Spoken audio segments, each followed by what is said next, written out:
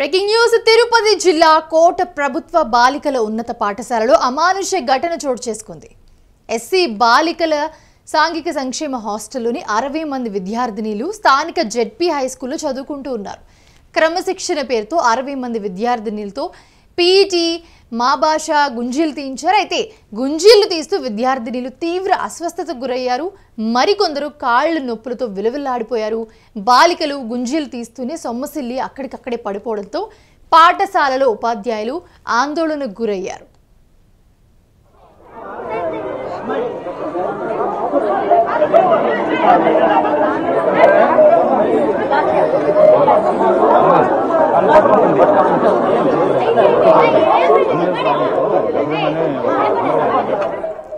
సమాచారం తెలియగానే గూడూరు డీఎస్పీ గీతా కుమారి, వాకాడు సీఐ హుస్సేన్ బాషా, ఎస్ఐ పవన్ తో కలిసి హాస్టల్ వద్దకు చేరుకున్నారు.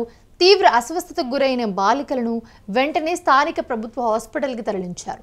జరిగిన సంఘటనపై గూడూరు డీఎస్పీ గీతా కుమారి మిగతా విద్యార్థినుల నుంచి హాస్టల్లో విద్యార్థినుల నుంచి వివరాలు అడిగి తెలుసుకున్నారు. అలాగే పీఈటీతో పాటు ఇంకొందరిపై కూడా కేసు నమోదు చేసే అవకాశం ఉంది.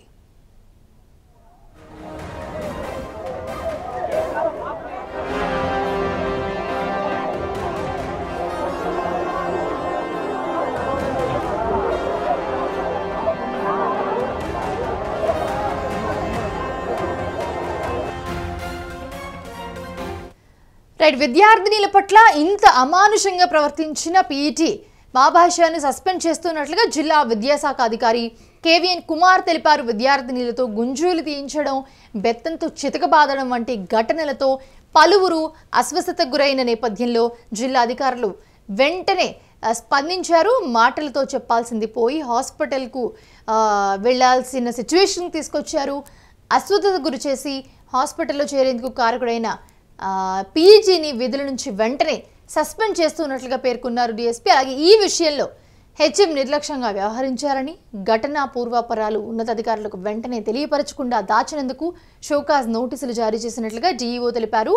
పీఈటీ సుబాన్పై 3 సెక్షన్ల కింద కేసు నమోదు చేసినట్లుగా సీఐ హుస్సేన్ బాషా, ఎస్ఐ పవన్ కుమార్ తెలిపారు. ఈ క్రమంలోనే నిందితుడిని అదుపులోకి తీసుకుని విచారిస్తున్నామన్నారు.